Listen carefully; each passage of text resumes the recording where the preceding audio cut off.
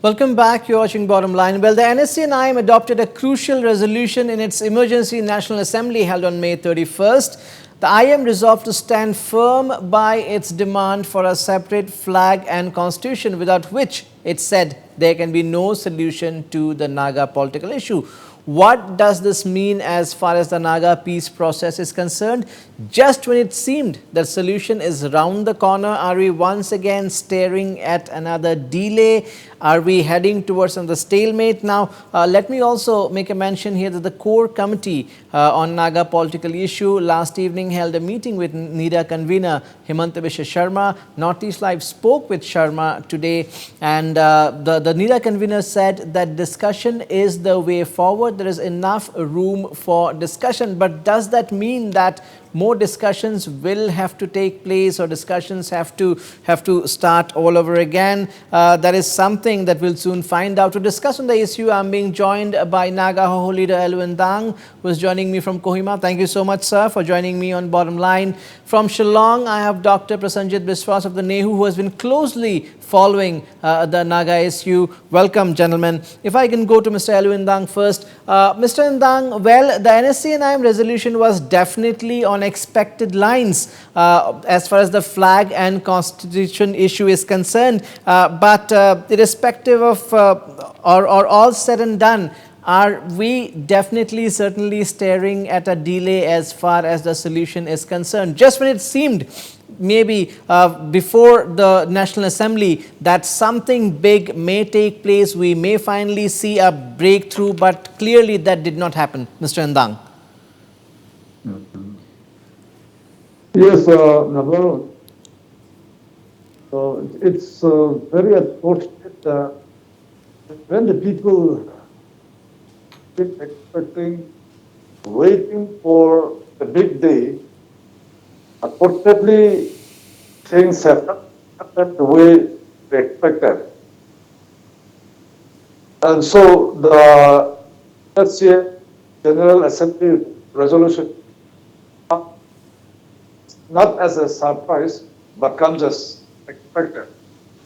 Because all these years of constitution, 25 years down the line, I believe between the government of India and the Naga negotiated have had enough of threadbare on various contending issues. And after having such a long years of negotiation, what government of India and NSCN have agreed to sign the agreement. However, today we are seeing that it is not coming the way as expected as per the framework, but rather the government of India has shifted its policy, and therefore the most solution seems to be delayed. Absolutely. Dr. Biswas, again, in the last few days, a lot of other things have come to light. All of a sudden, the NSCN-IM too seems to believe that certain offers made by former interlocutor R.N. Ravi were probably much better. And these are all sources saying, or members of the core committee divulging. Of course, we don't have any first-hand information of all this as far as the government of India is concerned. These are things that have been conveyed by sources or by members of the core committee. So all of a sudden the NSCN perhaps believes or has conveyed that the offers made by certain offers made by the former interlocutor R.N. Ravi were much better than those given by A.K. Mishra. So if that was the case, why could not the deal happen during the time of interlocutor Ravi? Why did Ravi had to go? And again, everything is the people are getting confused once again. Yes, it's a very, very confusing situation, because change of interlocutor was a demand made by NSCN-IM. Accordingly, Mr. A.K. Mishra was brought in place of R.N. Ravi. the controversies that surrounded R.N. Ravi's last part of tenure, especially his diatribe against NSCN-IM for extortion, for running parallel government, all that had created a situation of breach of trust and kind of misunderstanding between NSCN-IM and the government of India. As a result, the peace process has gone further delayed, and right now, as you have read NSCN-IM statement, the statement categorically mentions about the framework agreement. The framework agreement had a statement about respecting Naga's sovereignty and Naga people's cultural rights, etc. So, territoriality and cultural rights of Nagas have been given due recognition within the framework agreement. Now, in continuation to that, the question of flag and constitution have been pursued by NSCN-IM for some time. Now, core committee and other participants in the dialogue have to really look into probably afresh this new statement that has come from NSCN-IM as a precondition for moving ahead in talks. Now, in that context, R.N. Ravi's conditions and R.N. Ravi's statements in relation to framework agreement were definitely much clearer and adequate to the situation. Mr. Hence, Yeah. whatever R.N. Ravi had earlier did is now reiterated in the NSCN-IM statement. Absolutely, absolutely. Mr. Elwindang, also there was a fear that the NSCN-IM may pull out of the negotiations. That is something which has been again revealed by the core committee leaders, core committee members, that the NSCN-IM was contemplating pulling out of the negotiations. At least one positive development we can say is that the NSCN-IM in the resolution, or at least has decided to continue the discussion, continue the negotiation. We had the NIDA convener also holding a meeting with the core committee and speaking to Northeast Live. He also said there is enough room for discussion. Yes, the Naga issue is a complex issue. It's not easy, and there will be roadblocks in every complex issue. But if we talk, if we discuss, solution will eventually come. So probably we can still take heart from the fact that the discussions will continue. Mr. Endang. Yes. There have been many obstacles and there have been hiccups in the process of negotiation.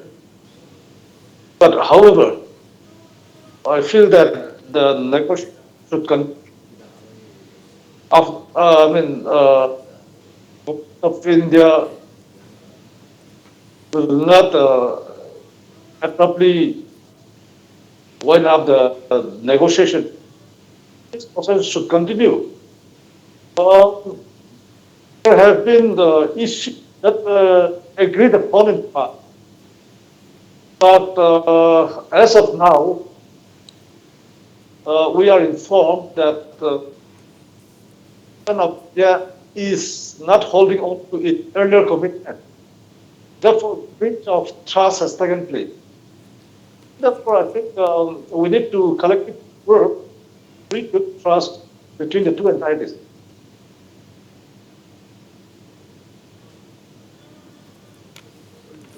Dr. Biswas, all said and done, Dr. Biswas, do you still think that things are in a way going round and round as far as the Naga peace talks are concerned?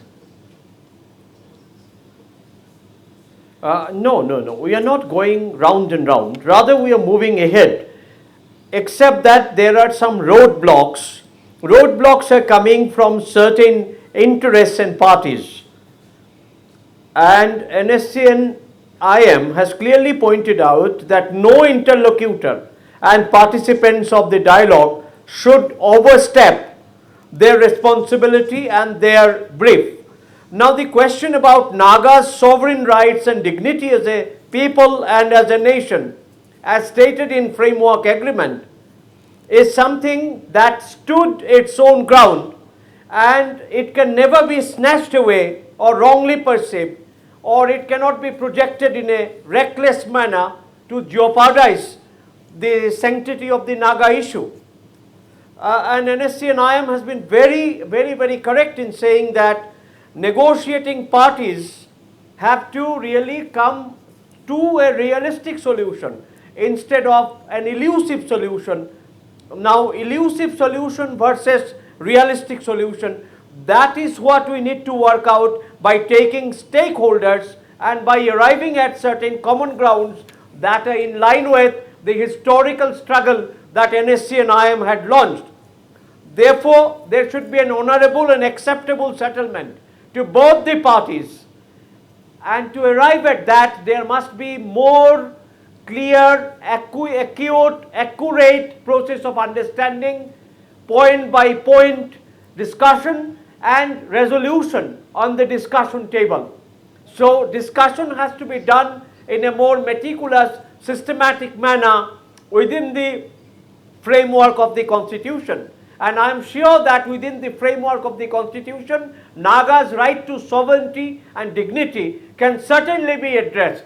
Administrative roadblocks need to be overcome. So therefore, I don't think Naga peace talk has permanently suffered any setback. Very quickly, and if participating parties are sincere, we can overcome the roadblock. Very quickly, Dr. Biswas, do you think what the NSCN-IM is saying about R.N. Ravi's offer and A.K. Mishra's offer, going back, let's assume, going back to R.N. Ravi's offer can fix things? Do you think that can fix things?